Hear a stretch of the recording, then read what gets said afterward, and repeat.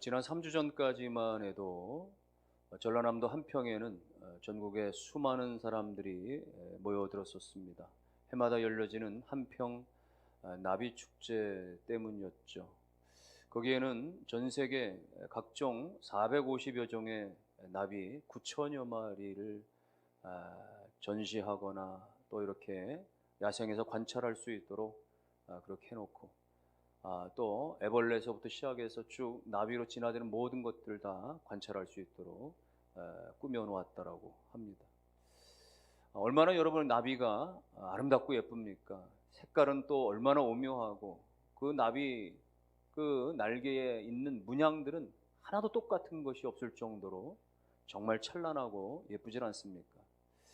그래서 타투 문신 새기는 것에도 또 아이들이 도화지에 그림 그리는 것에도 얼마나 많이 나비가 소재로 쓰여지고 있습니까? 그렇죠.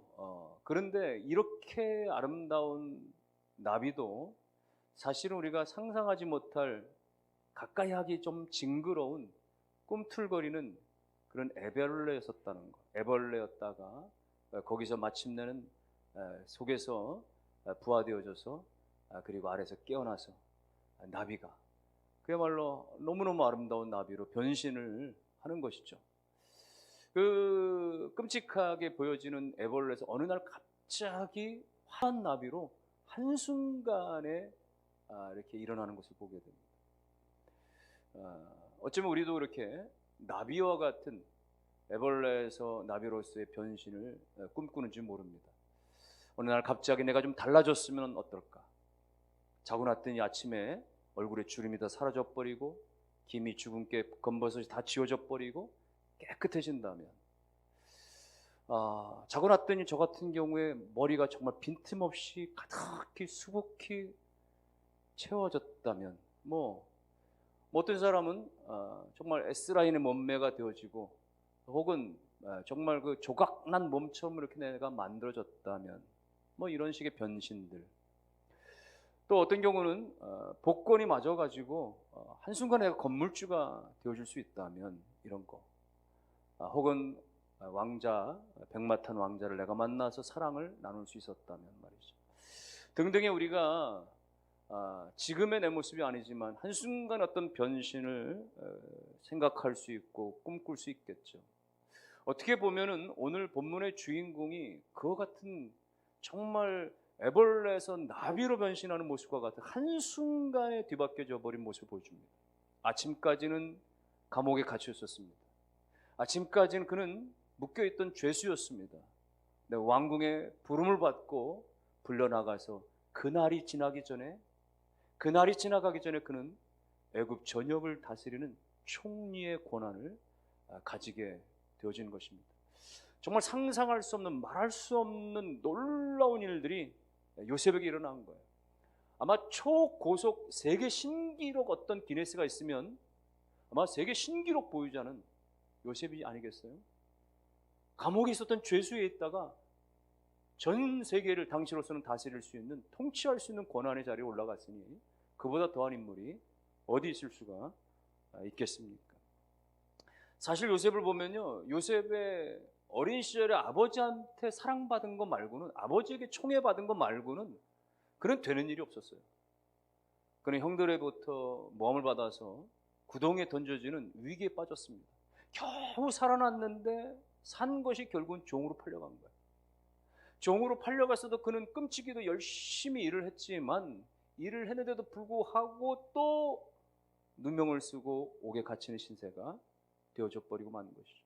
그는 정말 인생이 너무나 꼬여도 꼬이는 말이죠.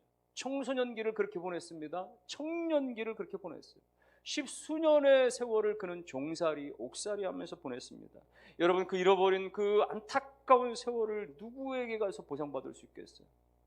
혹여 자기를 그렇게 구덩이에 몰아넣은 그 사람들을 찾아서 복수한다고 한들 요셉이 가진 모든 상처가 정말 치유가 될 수 있겠습니까?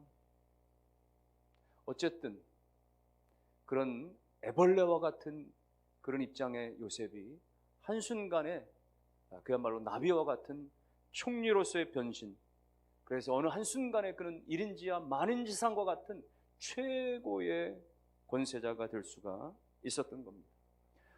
아마도 아침까지는 전혀 그가 그렇게 될 줄 꿈에도 몰랐겠죠. 왕 앞에 불려가서 그렇게 그가 그날 그렇게 애굽 전역을 다스리는 놀라운 일이 일어날 줄은 상상도 하지 못했겠죠. 그저 그의 평생의 생각은 뭐예요? 그가 감옥에서 1년, 2년, 3년 동안 지내면서 그가 생각했던 것은 그저 이 감옥에서 빠져만 나갈 수 있었다면, 이 감옥에서 풀려만 날 수만 있었다면 그것이 소원이었을 텐데, 그의 계산 속에는 애굽을 다스리는 총리는 있지 않았던 것입니다. 그러니까 지금 이 날은 바로 이 요셉에게서는 생의 큰 변화와 전환점을 이룬 그런 날이에요. 핍박을 받던 입장에서 이제는 사람의 생명을 주관하는 그런 사람 말이죠. 자기 몸뚱이 하나 감옥에서 건져낼 수 없었던, 석방시킬 수 없었던 그런 무력한 자가 이제는 그야말로 사람들의 생명을 죽고 살리는 일을 책임질 수 있는, 온 백성들을 먹여 살리는 그런 역할을 요셉이 감당하는 거예요.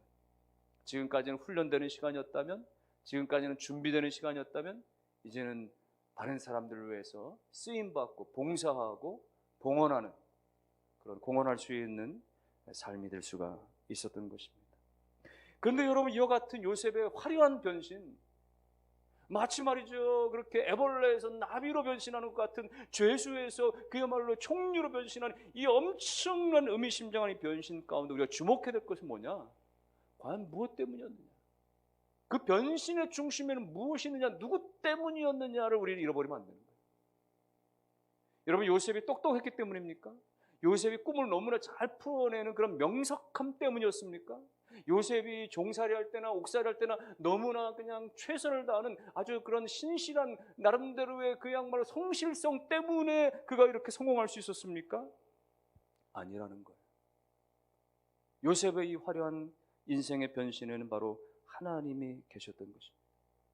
하나님이 그의 어릴 적에 꿈을 주셨고, 그리고 그 꿈과 반대로 되어져가는 삶 속에서도, 구덩이에 던져졌을 때도 하나님께서 건져주셨고, 종으로 끌려갔을 때도, 죄수로 끌려갔을 때도 나름대로 그 비참한 바닥친 삶이었지만 거기서도 가정총무로, 거기서도 옥중총무로 세워주시는 하나님의 손길이 있었던 것이고, 마침내는 하나님께서 이 옥소와 감옥과 애굽의 궁궐과 직통으로 핫라인을 연결해 주셔서 하나님께서 끄집어내셔서 그야말로 고속으로 이끌어내시는 하나님의 역사의 손길이 있었다라는 거예요. 여러분이 다 변신을 꿈꿀 수 있습니다. 인생의 화려한 어떤 미래를 다 소망하고 우리 자녀들의 번성과 번영을 다 꿈꿀 수 있습니다. 그런데 그 기대하는 바의 중심에 무엇이 있느냐 이거예요. 거기에 무엇이 자리 잡고 있느냐 너무나 중요한 거예요. 너무나 많은 사람들은 변신을 꿈꾸면서 그 변신의 동기가 다 욕망인 거예요. 욕망 때문에, 욕구 때문에 그러는 거예요. 지금 이 현실의 자신의 삶이 마음에 안 드는 거죠. 지금 가지고 있는 내 모습이나 나의 모든 상황에서 불만이 일어나는 거예요. 그래서 다른 사람들과 자꾸 비교하면서 이건 안 된다, 이건 만족스럽지 못해다. 그래서 바뀌어주고 싶은 거예요. 더 예뻐지고 싶고, 더 내가 남들보다 능력 가지고 싶고, 더 남들보다 더 많은 것을 내가 갖고 누리고 싶은 그런 욕망과 욕구가 그 변화의 중심에 있기 때문에 문제가 되는 거예요.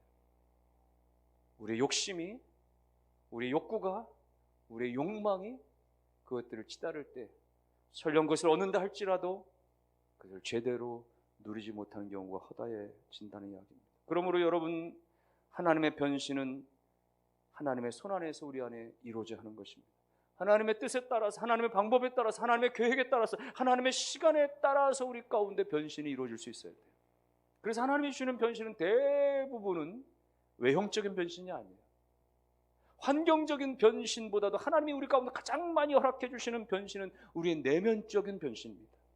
사실은 그것이 너무나 중요한 것이고 우리 가운데 가장 필요한 것이기 때문에 하나님께서 우리 가운데 그와 같은 내적인 변신을 먼저 주시고, 그래서 누군가를 병 고치실 때도 신약에서 수많은 곳에서 예수님께서는 죄의 사함을 받았느니라, 내 지가 죄의 사함을 받았느니라, 죄에 대한 문제를 건드려 놓으시고 죄의 사함의 은총을 허락해 주시고, 내 상을 들고 일어나 걸어가라, 병 고침의 은혜도 더하시는 하나님의 역사를 보게 되는 것입니다.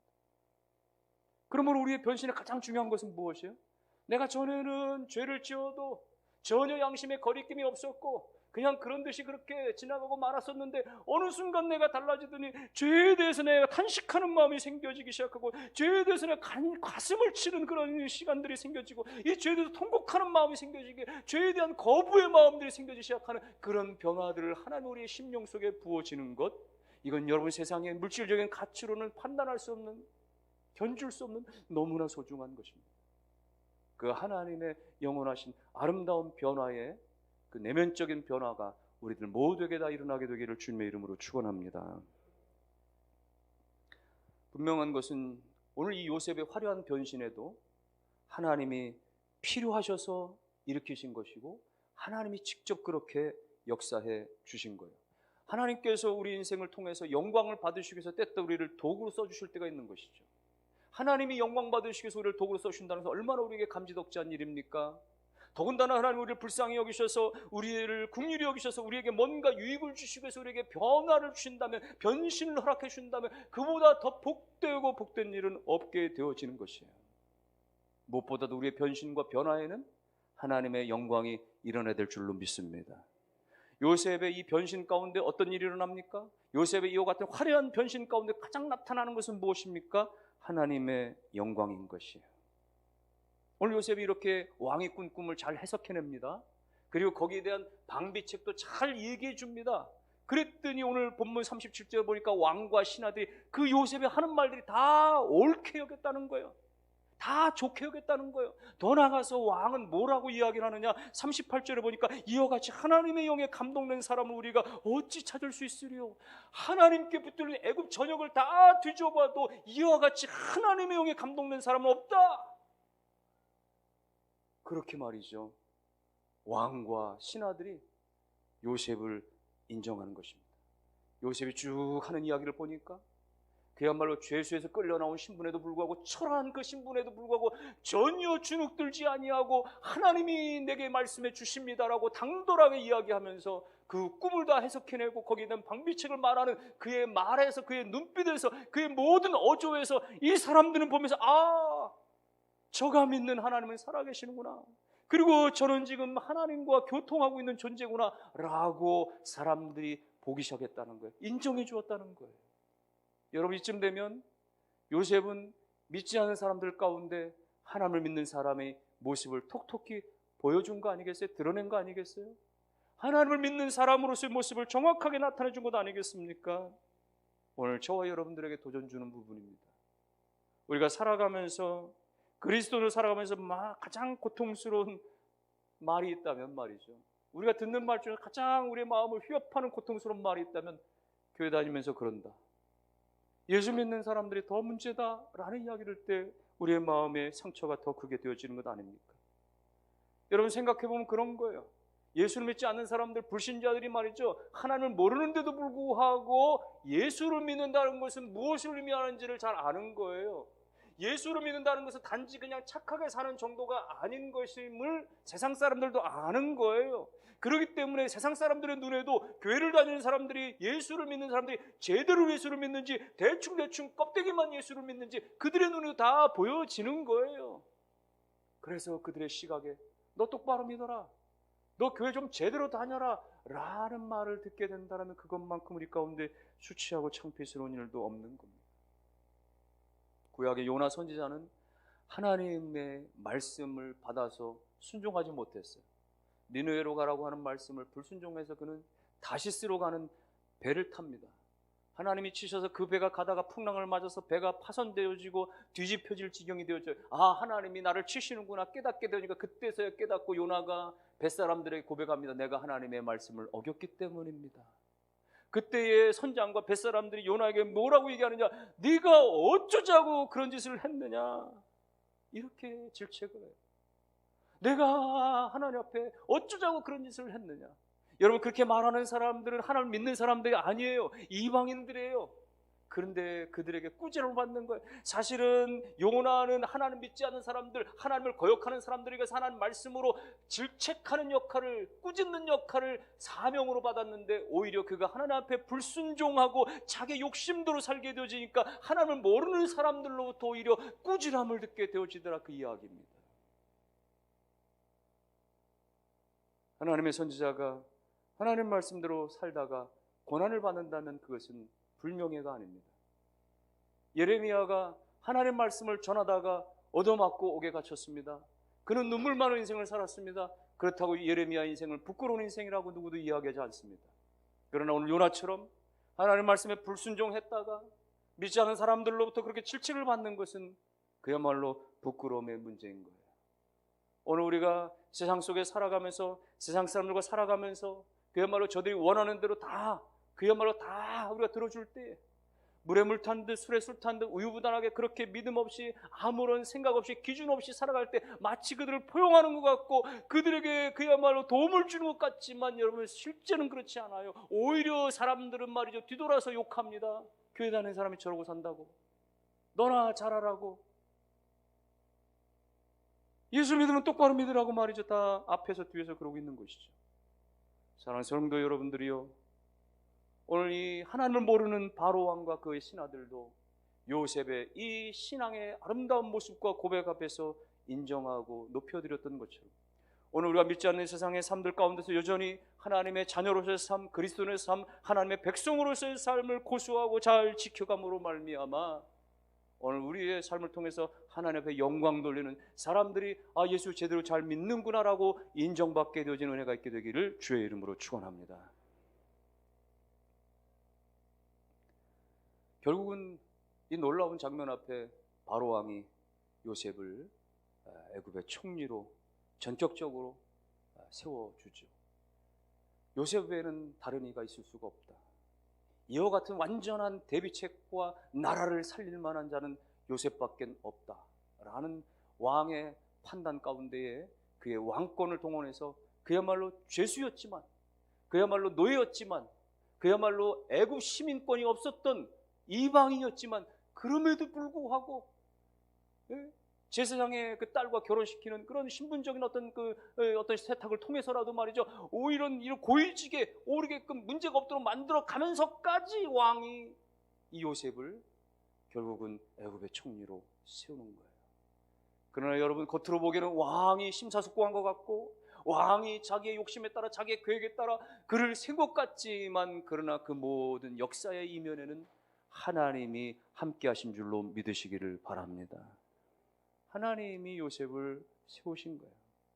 하나님이 요셉의 그 어린 시절부터 그렇게 고난의 세월들이 너무너무 많았지만, 역경의 시간들이 너무너무 많았지만 하나님이 끊임없이 그의 삶에 개입해 주셨던 것이죠.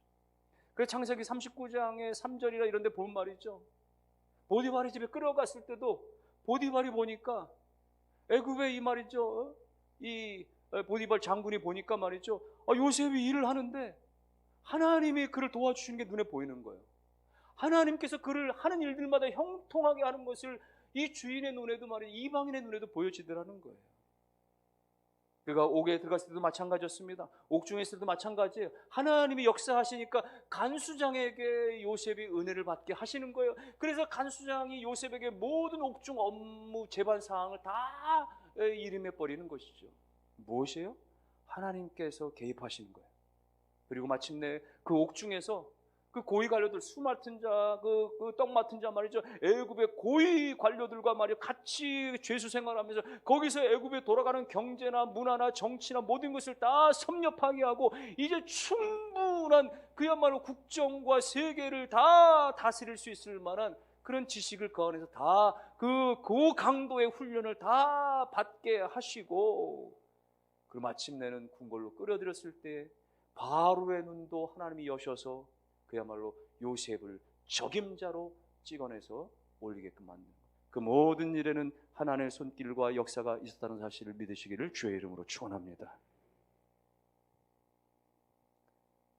그러므로 요셉도 그렇게 고백하는 것입니다. 나중에 보면요, 형제들 앞에서 형님들이요, 이것을 형님들이 나를 그렇게 미워하고 나를 핍박해서 나를 이 땅에 보내는 것이 아니라 하나님께서 나를 여기로 인도하신 것입니다 라고 그렇게 고백을 하죠. 만일에 하나님의 개입과 하나님의 그 역사에 대해서 요셉이 인정하지 않았다면 자기의 욕심과 자기의 요행과 자기의 어떤 운수와 자기의 능력대로 되어진 거라고 생각했다라면 그런 총리의 권좌에 올랐을 때 말이죠, 그야말로 엄청난 말이죠, 폭압을 행했을지 몰라요. 그 모든 말이 형제들 다 잡아들여서 말이죠, 그야말로 칼부림 내고 피바람을 일으켰을지 모릅니다. 그러나 하나님의 개입과 하나님의 역사를 철저히 알았던 요셉이었기 때문에 그는 겸손한 권세자로서의 삶을 온 가정과 온 나라와 민족과 열방을 위해서 쓰임받을 수가 있었던 것입니다. 그러므로 여러분, 이것이 아름다운 하나님이 주시는 변신이에요. 비록 애벌레와 같은 모습에서 나비로 바뀌어지는 것 같은 죄수의 삶에서 그야말로 상상할 수 없는 총리의 삶으로 변화하는 이 엄청난 변신이 있었지만, 그러나 하나님이 그 속에 개입하시니까 거기는 겸손의 변신이 일어나는 것입니다. 거기는 아름다운 하나님의 은혜의 변신이 일어나는 거예요. 자기 중심으로 전락하고 그렇게 말해 유욕을 위해서 사는 것이 아니라 하나님의 영광을 위해서 사는 변신이 되어지는 것이죠. 무엇보다도 여러분, 앞에서 이야기한 대로 하나님의 변신의 축복은 우리의 영혼과 우리의 심령과 우리의 모든 삶에 임하는 것이 가장 중요하고 우선순위라는 것을 깨달으시고 날마다 그 임재를 소망하시고 간구하시는 우리 모두가 되기를 주의 이름으로 축원합니다. 너무나 불신자에 가까운 삶을 살았던, 비록 모태신앙이었지만은 모태신앙인이라고 이야기하기조차 부끄러웠던 한 여성도가 있었습니다. 그는 기독교는 그저 모든 종교 중에 하나라고 일컬어질 뿐, 사람들이 그렇게 하나님을 찾는 것은 사람들이 너무나 연약하기 때문에 뭔가 의지할 만한 그 신의 존재를 찾아 헤매는 것이지 실제로 존재한다라고 확신할 수 없다라고 여기면서 살아왔던 한 성도가 있었습니다. 그녀는 10대 후반 때부터 그 심한 우울증에 시달리기 시작했어요. 20대 초반을 넘어가면서 그는 공황장애를 겪기 시작했습니다. 그런 여러 가지 아픔에도 불구하고 다른 사람들 앞에 자기의 그런 모습들이 드러나는 것이 꺼려져서 늘 숨기고 자기는 강한 척하고 아닌 척하고 밝은 척하고 그렇게 살아갔지만, 그야말로 계속해서 증세가 심화되어 갈 때 나중엔 견딜 수가 없게 되어지고 집 밖마저 출입하는 것이 너무나 힘겨울 정도가 되어지게 됩니다. 설상가상 그런 때에 그들의 부모가 이혼하게 되어지고 집안이 반쪽으로 갈라지게 되어지면서 그는 이제 하나님마저 원망하게 되어집니다. 부모를 원망하고 자기 자신을 원망하면서 하나님에 대한 증오로 발전합니다. 왜 내 인생이 이렇게 꼬일 수밖에 없느냐? 왜 우리 집은 이럴 수밖에 없느냐? 왜 우리 부모는 이러느냐? 왜 나는 이런 집안에 이런 꾸락서니 가운데 일어나느냐 말이죠. 그가 대학 시절에 그림을 그리는 것이 전공이었는데 그 시절에 그렸던 그림들은 다 시커멓고 다 암울하고 다 그야말로 죽음을 방불케 하는 그런 어두운 주제가 다 대부분이었다는 거예요. 교회를 다니는 사람들을 바라보면 원망스럽고 증오스럽고 그야말로 하나님이 살아계시지 않는 것 같고 말이죠. 자신의 삶은 완전히 망가질 대로 망가졌다고 생각되어질 때 내 인생은 무엇으로도 해결될 수가 없다. 돈으로도 사람으로도 어떠한 인생의 방법으로도 약물로도 나는 고쳐질 수가 없단 말이죠. 이렇게 낙심과 절망이 밀려오니까 차라리 죽고 싶단 말이죠. 죽는 것 외에는 다른 길이 없다라고 생각돼요. 죽기를 각오합니다. 죽으려고 이제 자살을 준비하는 가운데 갑작스럽게 자기 머릿속에 뭐가 생각나냐면 자살해서 죽으면 지옥 간다는 말도 있고, 또 내가 죽어보니까 진짜 하나님이, 내가 안 믿었던 하나님이, 내가 정말 믿는 둥 마는 둥 했던 그 하나님 진짜 살아계시고 진짜 천국에 있다면 그만큼의 내 손해가 어디 있을까 싶어지는 생각이 불현듯 생각나서 죽기는 죽는데 내가 기도라도 하고 죽자. 그래서 죽기를 잠시 포기하고 방문을 걸어 잠그고 이불을 뒤집어 쓰고 무릎을 꿇고 기도하기를 시작했답니다. 전에는 그저 기도한다면 우울증을 고쳐주세요, 대학 가게 해주세요, 이런 게 다 기도 제목이었는데 그날 그의 기도 제목은 하나님 계시면 제게 말씀해 주세요. 하나님 정말 계신가요? 하나님 제가 이렇게 기도하는 것을 하나님이 듣고 계시는가요? 그렇게 기도를 하는데 놀랍게도 눈을 감고 기도하는데 마치 자기 앞에서 누군가가 자기의 그 속삭이는 그 작은 소리들을, 그 기도들을 누군가가 다 듣고 계시는 것 같은 느낌이 확 다가오기 시작하는 순간 하나님이 계신 것 같다. 그 마음이 들 순간에 눈에서 폭포수 같은 눈물이 쏟아지기 시작하고 뭔가 그 자기의 비참함 때문에 눈물을 흘리기는 흘리는 것 같은데, 그런데 자기의 모든 그런 회한과 그런 고통의 마음들을 누군가가 듣고 받으신다라는 그런 생각들이 들더라 합니다. 그래서 그는 다시 마음을 고쳐먹고 교회를 나가기 시작했습니다. 교회를 나가서 하나님 말씀을 듣습니다. 말씀을 들으니 그 말씀이 꿀송이처럼 답니다. 어느 날 그 말씀을 듣고 나서 어느 날 들려진 말씀 앞에 너무나 가슴에 찔림이 있어서 그 자리에서 무릎을 꿇고 기도를 합니다. 하나님, 제가 잘못했습니다. 하나님, 제가 죄송합니다. 제가 하나님을 그렇게 원망했습니다. 하나님을 증오했습니다. 하나님, 모든 것에 내 마음대로 판단했습니다. 제 중심대로 생각하고 내 자아대로 다 판단했습니다. 저쪽에 눈물을 흘리면서 그렇게 회개하고 또 회개를 했답니다. 그리고 나서 세상이 달라져 보이더랍니다. 거울을 보면 그렇게 원망스럽고 그렇게 꼴보기 싫었던 자기 얼굴이 이목구비 하나하나가 그렇게 이뻐 보일 수가 없었고 있는 모습 그대로를 그냥 그대로 인정하게 되어지더랍니다. 자기에게 주신 예수님, 자기를 만나주신 예수님, 자기의 모든 마음의 상처들을 치유해 주신 그 예수님을 말하고 싶어서 친구들에게 가서 예수님을 자랑하기 시작하기를 하더랍니다. 그 시절에 자기가 그렸던 그림들은 정말 화려하고 멋지고 너무나 긍정적인 그림들로 바뀌기 시작했답니다. 친구들이 그녀를 보면서 이 아이가 1년 전과 이렇게 달라졌다라고 하는 모습을 보면서 그 아이 때문에 다른 친구들이 하나둘씩 교회를 나가오기 시작했다라고 하는 이야기. 여러분, 예수 그리스도를 온전히 만나고 나니까 이런 변화들이 일어나는 것이죠. 이런 변화들이 일어나는 것이죠. 오늘 우리 가운데 진정한 변화를 꿈꾸고 변신을 꿈꾸는 것은 바로 이런 것들이어야 되는 것이에요. 하나님, 내 입술에 변신이 일어나기를 원합니다. 전에는 입만 열면 불평이 많았습니다. 원망이 많았습니다. 저주가 많았습니다. 욕설이 많았습니다. 하나님, 내 입술에 변신을 주셔서 내 입술이 열려질 때마다 존중의 말이, 사랑의 말이, 격려의 말이, 축복의 말이, 은혜의 말이 쏟아지게 도와주시고 긍정의 말이 하나님의 날마다 일어나게 도와주시옵소서. 하나님, 내 마음의 변신이 일어나고 내 심령의 변신이 일어나기를 원합니다. 그래서 이제는 내 마음 가운데 누구를 용납하고 이해하고 너른 마음으로 품어주는 그런 마음들이 되어지기를 원합니다. 전에는 남편 때문에 내 삶이 망가진 것 같고, 저 남편 때문에 내 인생이 굽어진 것 같고, 저놈의 인간 때문에 내가 내 평생 다 그야말로 작살난 것처럼 여겼지만 어느 순간에 남편을 보니까 불쌍해 보이고, 남편이 그래도 고마워 보이고, 남편이 나 때문에 속끓인 것도 많았겠다 싶어지는 마음의 변신이 일어나는 것. 전에는 아내 때문에 내 인생이 그야말로 꽉 막힌 것 같고, 아내 때문에 내 인생 불통이었던 것 같이 생각되고, 그래서 날마다 싸웠는데 어느 순간에 아내가 사랑스러워 보이고, 어느 순간에 아내에게 고마운 마음이 들고, 어느 순간에 저 아내가 나 때문에 정말 마음고생 너무나 많이 했겠구나 싶어지는 마음의 새로운 변화들이 일어나는 거. 전에는 부모 앞에 그렇게 원망하고 내 마음의 기준대로 부모를 탓하고 그랬었는데, 부모에 대한 입장에서 다시 마음을 돌려먹어 생각해 보는 거예요. 전에는 직장의 선임이나 상사들에 대해서 그렇게 폭압적이고 무엇이 나쁘고 잘못되고 그렇게 원망만 했지만은 이제는 마음을 바꿔서 그의 입장에서, 그들의 입장에서도 생각해 보는 것. 여러분, 우리 이렇게 심령의 변화와 마음의 변화와 생각의 변화와 삶의 변화들이 일어나는 것, 이것이 하나님 우리 가운데 가장 크게 허락해 주시는 참으로 인생의 중대한 변신 중에 변신인 것을 믿으시고 날마다 그 기도의 제목이 있어지시기를 주님의 이름으로 축원합니다. 어떻게 가능할 수 있을까요? 어떻게 이런 변화들이 일어날 수 있을까요? 예수 그리스도로 말미암아 가능합니다. 예수 그리스도로 말미암아. 누가복음 19장에 나오는 삭개오는 그런 돈이 많았어요.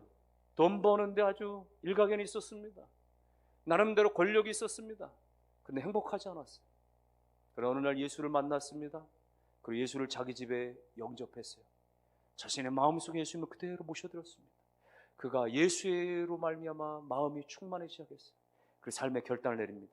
자기의 재산의 절반을 가난한 자들에게, 남들에게 내가 마구 빼앗은 것들을 4배로 다 갚겠다라고 공개적으로 선언해버립니다. 그의 삶이 180도 달라져 버렸어요. 그의 삶이 변화가 일어나고 변신이 일어날 수 있던 절대적인 이유는 다른 데 있지 않았던 거예요. 전에는 돈과 명예와 욕심을 쫓았지만, 그러나 아무리 쫓아도 만족함이 없었나, 이제는 예수를 만나고 예수를 내 가정의 주인으로, 내 삶의 주인으로 완전히 모시고 나니까 삶의 변화, 심령의 변화가 일어나서 내 삶만 새로워지는 것이 아니라 다른 사람들을 이롭게 만들어주게 하는 그 역할들을 감당하게 되어지더라, 그 이야기입니다.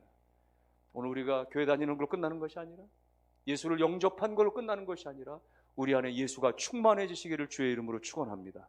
예수가 충만해야 돼요. 우리 입술이나 찬양이나 고백이나 늘 예수를 자랑하고 예수를 높이는, 꿈에서도 예수가 나올 정도로 그럼 어떻게 해야 돼요? 말씀을 날마다 가까이 돼요. 말씀이신 예수 그리스도를 우리 가운데 충만히 모시기 위해서는 성경을 끊임없이 읽고 묵상하면 우리가 예수로 충만해지자 가는 거예요. 예수의 이름을 날마다 선포하고 기도하면 예수로 충만해지는 거예요. 예수로 충만해질 때 우리 입술과 우리 생각과 우리의 삶이 다 변화되어져서 완전한 그 변신들이 우리 가정을 새롭게 합니다. 내가 변신되어지면 우리 직장에 활력이 일어나게 됩니다. 내가 새로워지면 내가 관계 맺는 모든 사람들 가운데 변화의 물꼬를 터뜨리게 만들어지게 합니다. 오늘 요셉과 같이 그렇게 하나님이 개입하신 놀라운 변신의 축복 역사로 말미암아 그의 삶이 달라지는 것뿐만 아니라 많은 사람들을 이롭게 했던 것처럼 하나님이 주시는 놀라운 변신의 축복의 역사로 말미암아서 우리를 향해서 우리로 아는 많은 사람들, 때로는 우리가 잘 알지 못하는 사람들에게까지도 하나님의 평화와 축복을 흘려보내는 복된 인생들이 다 되시기를 주님의 이름으로 축원합니다.